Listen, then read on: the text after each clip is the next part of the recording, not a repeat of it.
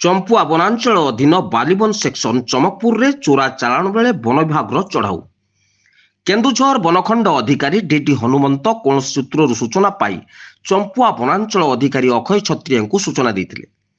ଚମ୍ପୁଆ ବନାଞ୍ଚଳ ଅଧିକାରୀଙ୍କ ନେତୃତ୍ୱରେ ଏକ ଚୋରା ପଟା ବୋଝେଇ ମ୍ୟାକ୍ସିମା ଗାଡ଼ି ଜବତ କରିବା ସହିତ ଏକ ଖଡ଼ିପଥର ବୋଝେଇ ମାରୁତି କାରକୁ ମଧ୍ୟ ଜବତ କରିଛି ବନ ବିଭାଗ। ତେବେ ଦୁଇଟି ଯାକ ଗାଡ଼ିକୁ ଛାଡ଼ି ଅଭିଯୁକ୍ତମାନେ ଫେରାର ହୋଇଯାଇଥିବା ଜଣାପଡ଼ିଛି। ଗୁମରା ବିଟ୍ ଅଧୀନ ଚମକପୁର ସଂରକ୍ଷିତ ଜଙ୍ଗଲରୁ ମାରୁତି କାରଟି ଖଡ଼ିପଥର ବୋଝେଇ କରି ଯିବା ସମୟରେ ବାଲିବନ୍ଦ ବନପାଳ ବୁଲୁ ନାହକ, ବନରକ୍ଷୀ କିରାଣୀ ମହାରଣା ଏବଂ ବନ ବିଭାଗରେ କାର୍ଯ୍ୟରତ ସ୍କ୍ୱାଡ୍ ଚଢ଼ାଉ କରି ଧରିଥିବା ବେଳେ ଗାଡ଼ିକୁ ଛାଡ଼ି ଅଭିଯୁକ୍ତମାନେ ଦୌଡ଼ି ପଳାଇଥିଲେ।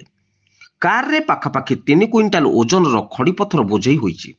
ସେହିପରି ଆଜି ଭୋର ସମୟରେ କନକନା ଜଙ୍ଗଲରୁ 21 ଖଣ୍ଡ ସାଇଜ୍ ପଟା ଏକ ମ୍ୟାକ୍ସିମା ଗାଡ଼ିରେ ଭର୍ତ୍ତି କରି ଚୋରା ଚାଲାଣ କରାଯାଉଥିବା ବେଳେ ମାଡ଼ି ବସିଥିଲା ବନ ବିଭାଗ।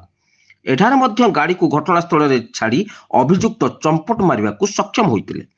ଏହି ଦୁଇଟି ଗାଡ଼ିକୁ ଜବତ କରି ଅଧିକ ତଦନ୍ତ ଚଳାଇଛି ବନ ବିଭାଗ। କେନ୍ଦୁଝର ଚମ୍ପୁଆରୁ ମମତା ସେନାପତିଙ୍କ ରିପୋର୍ଟ, ଜନତା ଜିନ୍ଦାବାଦ।